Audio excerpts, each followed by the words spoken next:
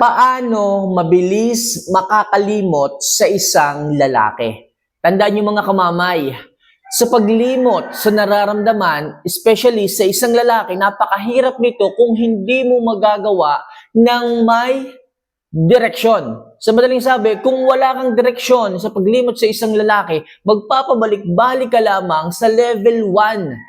Okay? Sa sitwasyong yan. Hindi mo magagawang kalimutan agad, lalo na kung talagang napamahal sa iyo ang isang lalaki.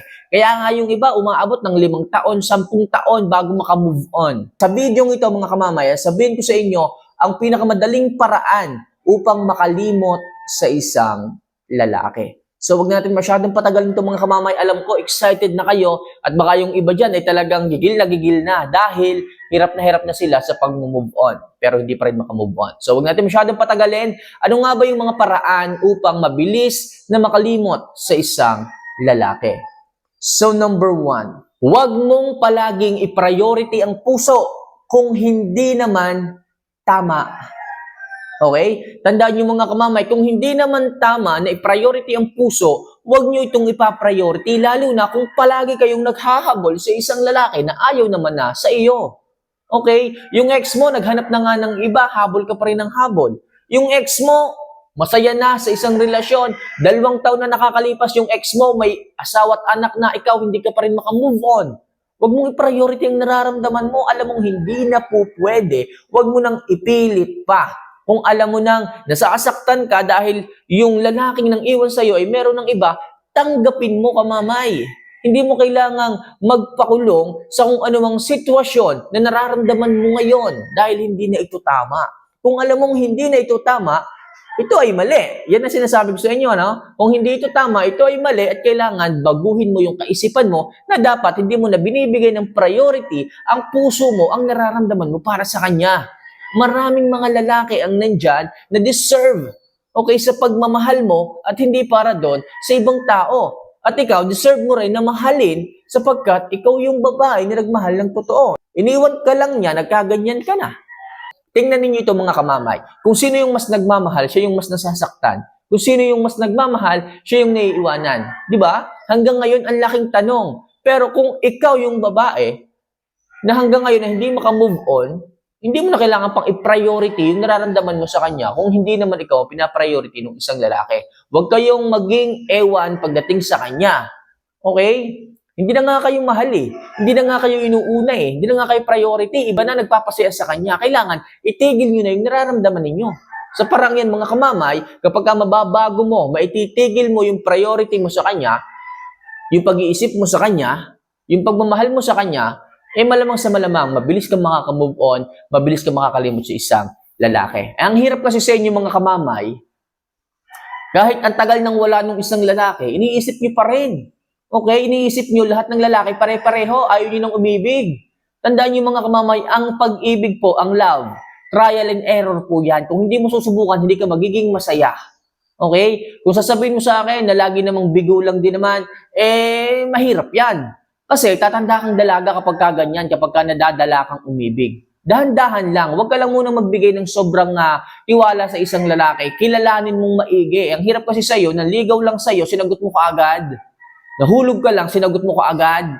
Hindi mo muna kinilala. Lagi niyo pong kikilalanin muna mga kamamayang isang lalaki. Eh ano kung umabot ng taon ng panliligaw? Okay lang yan. Okay? Eh ano kung umabot ng 2 taon ng panliligaw? Okay lang yan. At least, wala kang pagsisisihan sa bandang huli. Okay? Sasabihin ng ibang lalaki, eh bakit hindi na lang sagutin mo kaagad ako? Hindi po panliligaw ang pinapatagal yung relasyon. May mga lalaki na sabi ng ganyan. Huwag kang maniwala sa ganyan mga kamamay. Kilalanin mo muna para magtagal. Sasagutin mo nga.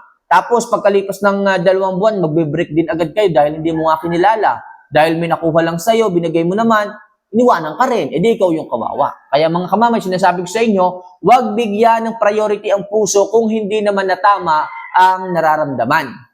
Okay? So next, number 2. Buksan ang puso para sa iba. Yes mga kamamay, buksan nyo naman ang puso nyo para sa iba. Hindi para umibig muli, pero para may entertain yung iba, para maging masaya ka muli. Okay? Alam mong hindi na nga tama na naghahabol ka doon sa lalaking nang iwan sa'yo, eh kailangan i-open up mo naman yung puso mo sa iba. Eh ang hirap nung ginagawa mo ngayon eh. Hindi mo ini-open sa iba dahil Nagbumukbo ka sa kwarto. Nagkukulong ka sa kwarto, hindi ka kumakain, umiiyak ka na lang palagi, di ba? Nagiging sad girl ka pa. Ang hirap niyan mga kamamay, i-open mo yung sarili mo sa ibang tao. I-open mo yung puso mo sa ibang tao para muli kang sumaya. Lumabas ka, gumimik ka. Para naman kahit paano ma-divert yung lungkot into happiness. Mas makakatulong yon kung lalabas ka, magiging masaya ka, at i-open up mo yung puso mo para sa iba. Okay? Hindi naman para umibig agad para muling sumaya yung puso mo, ma-enjoy mo, at makilala mo talaga yung mga tao na talagang pwede at swak na swak sa sarili mo. Okay? Paano mo makikilala yung deserving na tao para sa'yo kung hindi mo i-open yung puso mo para sa iba? Para kilalanin yung iba, di ba? Para i-entertain yung iba, di ba? So, yun yung pangalawang tips ko sa inyo mga kamamay. Buksan ang puso para sa iba. So, number 3, i-focus ang atensyon sa ibang bagay. Yan palagi sinasabi ko sa inyo Hindi palaging lalaki ang inyong hahabulin. Hindi puro lalaki ang inyong iiyakan. I-focus nyo yung sarili nyo sa ibang bagay. I-focus nyo sa pagkakakitaan, sa business, sa negosyo, mag-aral ka, magpaganda ka, mas makakatulong mga kamamay. Sapagkat tumataas ang value mong muli. Ika nga ay muli kang lumalago, muli kang namumukadkad. Okay? Tandaan nyo mga kamamay, kung hindi ka magfo-focus sa sarili mo at sa ibang lalaki ka palagi magfo-focus doon sa lalaking nang iwan sa'yo, tandaan nyo, hindi kayo muling mag-bloom. Lagi kayong lantang gulay kung titingnan ng iba. Pero kung uunahin yung sarili ninyo, after ng bagyo na dumating sa inyong halamanan, makikita nung ibang mga lalaki, makikita nung mga taong nandyan sa paligid mo, na muli kang namumukadkad, gumaganda kang muli after nung bagyo. Kasi nag-focus ka sa self-healing mo. Ika nga ay muli kang gumanda. Mas may makakapansin ng beauty mo, ng ganda mo, o sa'yo, kung ganun ang gagawin mo, kung sa sarili mo magpo-focus ka. At doon, maraming mga kalalakihan, yung talagang seryoso pagdating sa pag-ibig ang lalapit sa iyo, at malaki yung posibilidad na makilala mo at makita mo yung talagang magmamahal sa iyo ng sobra. Okay? Madali ka rin makakalimot sa lalaking nang iwan sa iyo, at the same time, mas makikita mo ang taong magmamahal at magseseryoso sa iyo. Kaya mga kamamay, mag-focus sa sarili, sa ibang bagay, at huwag maghahabol sa isang lalaki. So next, putulin ang komunikasyon. Yes, mga kamamay. Napakaganda rin nito. Talagang effective to pagdating sa isang relasyon kung gusto mong makalimutan siya. Okay? On the day na sinabi sa iyo na hindi ka na niya kailangan dun pa lang putulin mo na ang inyong komunikasyon. Okay? Siguro yung usapan lang talaga ng chat, pero sa Facebook, wag muna. Pero make sure na wag ka makikipag-communicate sa kanya. Ika nga'y putulin ang communication. Sa madaling sabi, may access pa rin siya, pero wag ka na magpaparamdam sa kanya. Okay? Kung tumatawag siya, wag mo na siyang sagutin. I-mute, i-block, wag i-block, i-restrict na lang. Okay? Para hindi naman masamang tingnan. So, magagamit din kasi natin in the near future, kayo ay may connection pa sa isa't isa. Okay? So, kung putulin ang communication para sa ganon, hindi ka na naghahabol. Para sa ganon, hindi manumbalik yung nararamdaman mo dahil sa simpleng message lang. May ganyan May ganyan kapag sobrang mahal na mahal yung lalaki. Isang hi lang, good morning, kukuhanin lang palang tubal dahil minakalimutan simula nung naghiwalay sila, biglang nanumbalik yung kanyang nararamdaman. Muling nanumbalik yung pag-ibig niyo muli doon sa lalaki. Naloko na naman doon sa lalaki, which is hindi tama. Kaya putulin niyo ang communication ninyo. Okay? Bago mo putulin yon, lahat ng kailangang ibalik, ganyan naman yung mga babae, ibalik ninyo. Kung wala na siyang kukunin, putulin niyo ang komunikasyon para po makalimot ng mabilis sa isang lalaki. So next, umiyak kung kinakailangan pero bumangon pagkatapos. Alam ko mga girls, mga kamamay, napakabigat ng nararamdaman ninyo, napakasakit. Okay, yung mga luha ninyo, alam ko marami ng gabi na lumuluha kayo, mahagulhul kayo dahil sa sakit. Pero kailangan after nyong lumuha na ganyan, huwag nyong kalimutang bumangon muli. Hindi pa yan ang katapusan ng lahat. Hindi dyan natatapos ang isang relasyon.